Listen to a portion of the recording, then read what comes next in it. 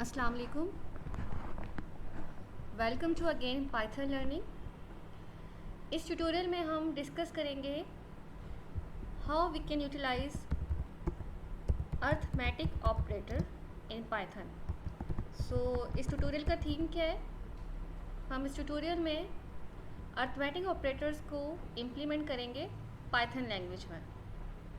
As you know, arithmetic operator को हम use करते हैं न्यूमेरिक वैल्यूज़ परफॉर्म के लिए, न्यूमेरिक वैल्यूज़ कैलकुलेशन के लिए, ठीक है। इसके अलावा अर्थमेटिक ऑपरेटर्स जो हमारे पास होते हैं, सी लैंग्वेज की बात हो, जावा की बात हो, किसी भी लैंग्वेजेस की बात हो, अर्थमेटिक ऑपरेटर्स उसमें होता है, प्लस होता है देन एडिशन के लिए, देन हमारे पास माइनस होता है for subtraction, then multiply for multiplication, then हमारे पास सिंबल होता है ये वाला फॉर डिवीजन, एंड देन हमारे पास सिंबल होता है परसेंटेज टाइप का, इसको हम कहते हैं मॉडुलस। उसके बाद हमारे पास एक अर्थमेटिक ऑपरेटर है जिसमें आता है डबल स्टैरिक, जिसे हम कहते हैं एक्सपोनेंटेशन, ठीक है। तो एक्सपोनेंटेशन किस तरीके से काम करता है हम इसको इम्प्लीमेंट करके देखेंगे, इसको ट्राई करके कंपाइल करके इसका क्या बेनिफिट है। इसके अलावा हमारे पास एक ऑपरेटर और होता है अर्थमेटिक ऑपरेटर। कौन सा होता है? इसे कहते हैं फ्लोर डिवीजन। तो फ्लोर डिवीजन किस तरीके से काम करता है, एक्सपोनेंटिएशन किस तरीके से काम करता है, ठीक है, मॉडुलस किस तरीके से यूटिलाइज़ करते हैं हम किसी भी परफॉर्मेंस के लिए कैलकुलेशन, तो हम ये सारे operator one by one discuss करते हैं। यहाँ हम ऐसा करते हैं मर्ज करके एक प्रोग्राम बनाते हैं जिसमें ये सारे ऑपरेटर का हम यूजेज डाल देते हैं। Okay, let's start. तो एक छोटा सा कैलकुलेटर बनाते हैं और कैलकुलेटर का जो इनपुट वैल्यूज़ हैं वो दो लेते हैं हार्ड कोड और उस पर परफॉर्म करते हैं plus minus multiply divide modulus what ever जितने ऑपरेशन है सारे, ठीक है। तो स्टार्ट करते हैं कैलकुलेटर डिज़ाइन करना with the help of arithmetic operator. तो कैलकुलेटर हम बनाते हैं सिर्फ दो नंबर्स की एडिशन सब्ट्रैक्शन का। तो डायरेक्ट यहाँ पे आप चाहें तो इनपुट ले लें या आप चाहें तो हार्ड कोड ले लें, as your choice.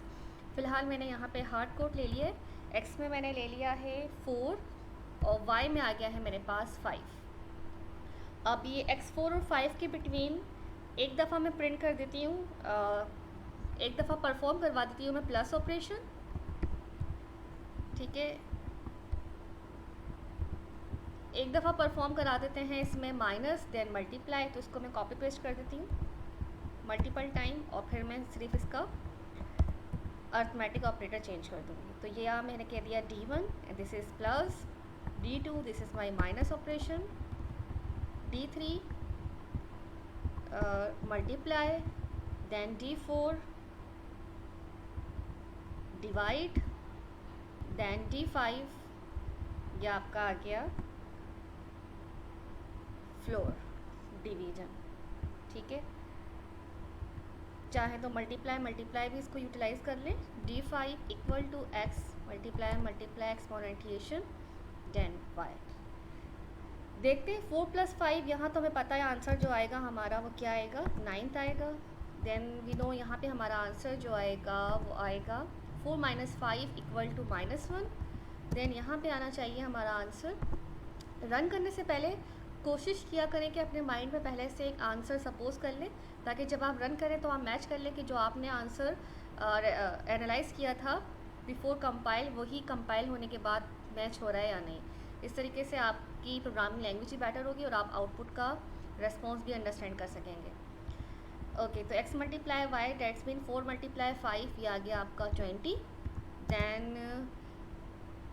Okay, x divide by 4, तो x तो डिवाइड बाय 4 जब होगा तो आपको आपका आंसर 0 ही मिलेगा। देन x का फ्लोर डिवीज़न y से, तो इसमें देखते हैं आपको क्या मिलेगा। x का फ्लोर डिवीज़न जब y से होगा तो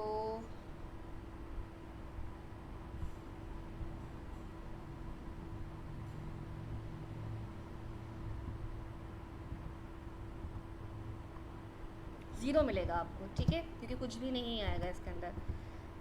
सॉरी, मैं ये यहाँ लिख देती हूँ, ये आ गया आपका 0। ओके, तो ये आपका मैंने परफॉर्म कर दिया है। अच्छा जी, यहाँ पे जो है यहाँ पे देखते हैं क्या आंसर आता है, क्योंकि पॉइंट्स में कुछ आंसर आएगा। यहाँ पे कुछ 0.8 या फिर 0.9 आ सकता है। उसके बाद इसका मतलब है एक्सपोनेंशिएशन, मतलब 4 को अगर मैं 5 टाइम 4 को मल्टीप्लाई करूँगी 5 टाइम तो क्या आंसर आएगा, ठीक है, 4 की पावर 5। तो चेक कर लेते हैं कैलकुलेटर से इसको कि 4 की पावर 5 क्या है। 4 को हम मल्टीप्लाई करते हैं 5 time, 4 multiply 4 multiply 4 multiply 4 multiply 3 4 5 1024, probably इसका आंसर ये आना चाहिए। देखते हैं हमने कितना सही एनालाइज किया, कितना गलत एनालाइज किया इस कैलकुलेटर को। It's connecting, initializing, that's mean ये प्रोसेस में है। ओके, हमने यहाँ पे प्रिंट नहीं लगाया तो प्रिंट भी लगा देते हैं। Print D1, then print print print print D1 D2 D3 D4 और ये आ गया आपका D5, इसे कह देते हैं D6। तो 9 आया, -1 आया, 20 आ गया, 0.8 आया, क्योंकि जब आप x में 4 और y से जब आप मॉडुलस डिवाइड करेंगे तो आपको पॉइंट लगा के आपको 0 इनहेंस करना होगा। देन आपके पास ये क्या बन जाएगा, आपके पास एक ह्यूज वैल्यू आ जाएगी। तो डेट्स वाई यहाँ पे 0.8 आपका आंसर आया है, ठीक है। बाकी ये फ्लो डिवीजन ऐसा कुछ भी नहीं आएगा, 0 आएगा। एक चीज़ मैंने यहाँ पे मिस करी है, प्रिंट D6। देखते हैं इसका आंसर जो हमने एज्यूम किया था वही है यस, यानी कि आपका जो ये डबल स्टैटिक है ये as an exponent as an power काम करता है, और इसने पावर कैलकुलेट की है 4 की 5 टाइम। एक एग्जाम्पल और देख लेते हैं फ्लो डिवीजन की, क्योंकि मुझे लग रहा है ये अनक्लियर है आपको।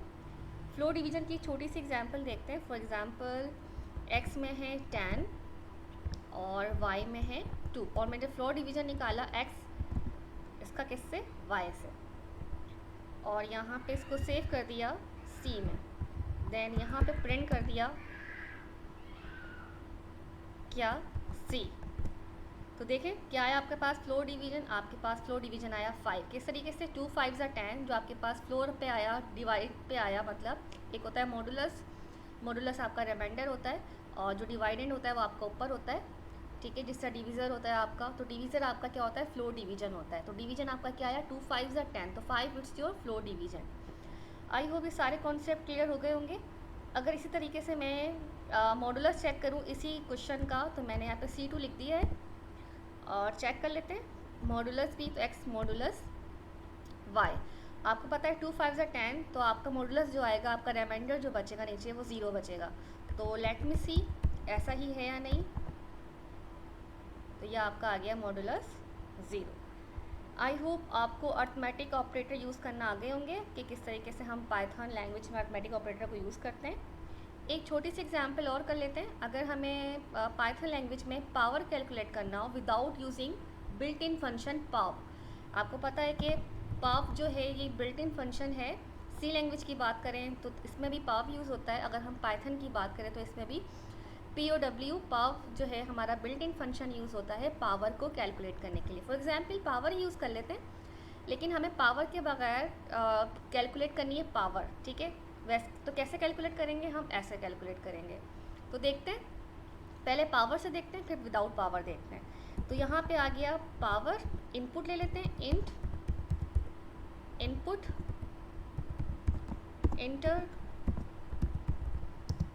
पावर वैल्यू, ठीक है। यूज़र से इनपुट ले लेते हैं, थोड़ा चेंज हो जाएगा। देन यहाँ इनपुट ले लेते हैं base value, base equal to int and then input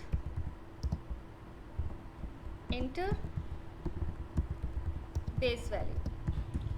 तो पावर लेते हैं, फॉर एग्जांपल पावर हम 3 ले लेंगे और बेस ले लेंगे 2, तो 2 की पावर 3 कितना हो जाएगी, पावर आपकी 8। यहाँ हम यूज़ करते हैं built in power function, answer is equal to POW power built in, और यहाँ मैंने लिख दिया पावर कॉमा बेस, ठीक है।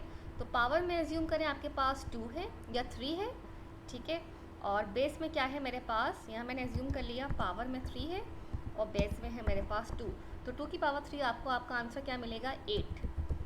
तो पावर ये आपका आ गया आंसर। वर्डिंग लिख देते हैं, power is equal to then तो इसको जब मैंने कंपाइल किया तो उसने मुझसे इनपुट मांगा, यूज़र इनपुट 3, देन अगेन यहाँ दे देते हैं 2, there is something mistake, int object is not callable where. अच्छा, मैंने यहाँ पावर लिख दिया है और यहाँ भी मैंने पावर लिख दिया है। ओके, यहाँ मुझे लिखना चाहिए था प्रिंट।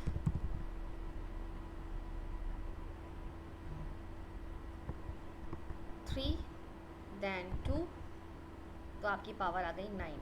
ठीक है, लेकिन हमें पावर तो फंक्शन यूज़ ही नहीं करना है, हमें अर्थमेटिक ऑपरेटर के थ्रू पावर कैलकुलेट करनी है 2 की पावर 3। तो यहाँ हम कुछ भी नहीं करेंगे, बस हम यहाँ पे एक्सपोनेंटिएशन अर्थमेटिक ऑपरेटर इंसर्ट कर देंगे, डबल स्टैरिक। ठीक है, और फिर हम इसको अगेन रन करके चेक कर लेते हैं। तो देखें, अगेन पे यहाँ पे इनपुट दे रही हूँ 2, देन अगेन 3। ओके, तो ये आ गया पावर 8। ओके, तो इस तरीके से हमने अर्थमेटिक ऑपरेटर को डिफरेंट बेसिक्स प्रोग्राम्स में इम्प्लीमेंट किया और एनालाइज किया किस तरीके से अर्थमेटिक ऑपरेटर काम करता है। आई होप आपको ये भी अंडरस्टैंड हो गई होगी वीडियो।